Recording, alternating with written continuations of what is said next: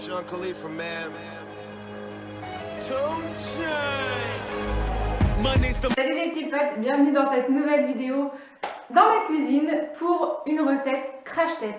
C'est la première fois que je vais essayer ça, c'est la première fois que je vois ça.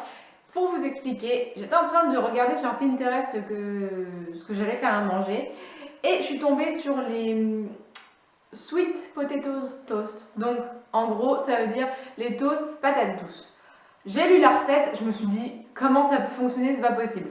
Donc j'ai décidé de regarder ça de faire ça tout de suite avec vous. Et bah si ça marche pas, il faudra que je trouve autre chose à me faire à manger ce midi. Donc c'est parti. Je vais rester dans du très classique. Je vais pas m'aventurer dans des mélanges what the fuck. Non, je vais rester sur ce que je connais, ce que j'aime. Donc je vais vous montrer les ingrédients que je vais utiliser. Donc j'ai besoin d'une patate douce, de fromage de chèvre, de l'oignon rouge et j'ai pris un avocat. Bon alors dans la recette il disait qu'il fallait laver la patate douce, donc je l'ai déjà lavée, du coup je vous ai pas filmé, je pense que vous savez comment on lave une patate, hein. Il n'y a rien d'exceptionnel. Je suis désolée si je vous fais bouger, mais bon, j'ai pas trop le choix. Donc j'ai coupé les deux petits bouts pour que ce soit plus pratique.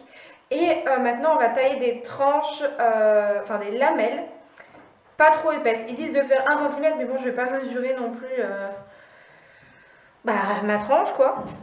Donc on va faire comme on peut. Rentre chérie. Bonjour. C'est un avocat. On va pas se le cacher, c'est hyper galère de faire des tranches régulières. Donc voilà la tranche de ma patate. Là c'est beaucoup trop gros évidemment. Donc je pense que je vais la couper en deux. Déjà ce sera un peu plus pratique. Ça fera des plus petites tartines mais tant pis. Au moins ce sera plus simple parce que là je vais dégommer ma patate. Donc voilà, on va faire des petites tartines comme ça. Donc 1 cm ça doit faire ça à peu près.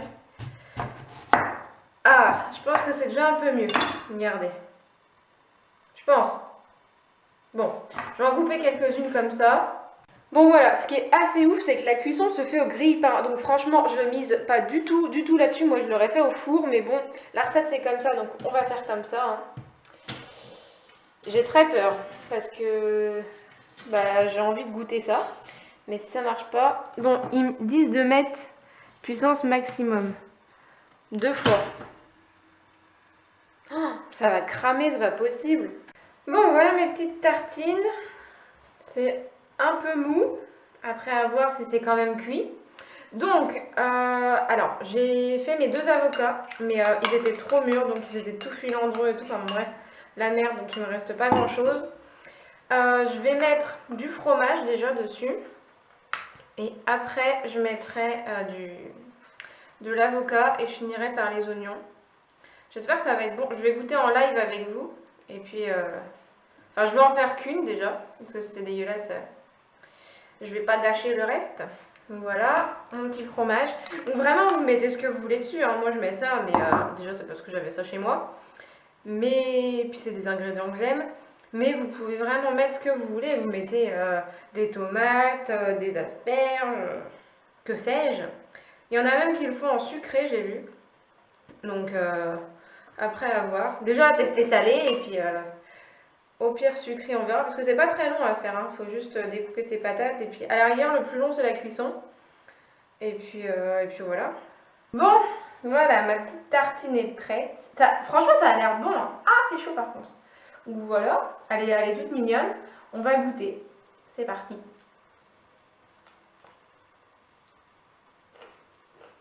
Elle n'est pas cuite.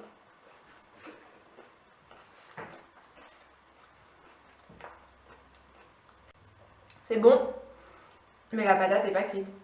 Ça me semblait bizarre. Comment tu peux faire cuire une patate au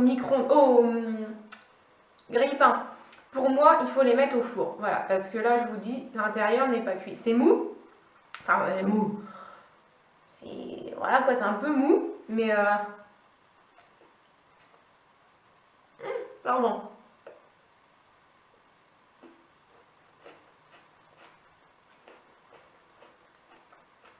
L'extérieur est un chouille plus cuit, mais franchement pas beaucoup.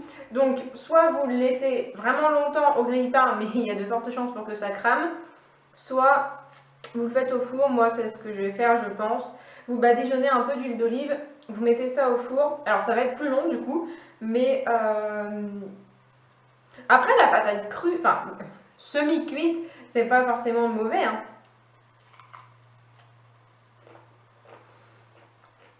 Ça me dérange pas plus que ça. Mais pour ceux qui n'aiment pas le croquant, enfin les légumes croquants, vous n'allez pas forcément aimer. Après, ça n'a pas du tout le même goût qu'une patate jaune, enfin une patate normale. Puis là, avec tout ce que j'ai mis dessus, le fromage plus l'oignon, c'est surtout l'oignon que je sens. On sent pas forcément le goût de la pomme de terre. Donc après, c'est une alternative au pain, c'est pas trop mal, je trouve. Si vous voulez que ça cuise vraiment bien, vous faites des tranches encore plus fines. Mais le problème, c'est qu'après, ça va pas se tenir, quoi. Je pense. Je suis pas Einstein, mais je pense. Donc voilà, j'ai fait ce crash test. Ma foi, c'est pas le meilleur plat du monde, on est bien d'accord. Mais écoutez, pour remplacer les tartines de pain, je trouve ça pas trop mal. La cuisson est à revoir. Mais je vais les manger. Franchement, je vais les manger parce que c'est bon. Mais c'est pas non plus la réussite du siècle, quoi. Donc, j'espère que ce crash test vous aura plu. Laissez-moi votre avis dans les commentaires si vous avez aimé ou si vous n'avez pas aimé. Dites-moi si vous avez déjà testé ce genre de truc. Ça m'intéresse. N'hésitez pas à liker, à vous abonner, à partager. Bref, comme d'habitude. Moi, je vous fais de très gros bisous et puis je vous dis à la prochaine dans une nouvelle vidéo. Ciao!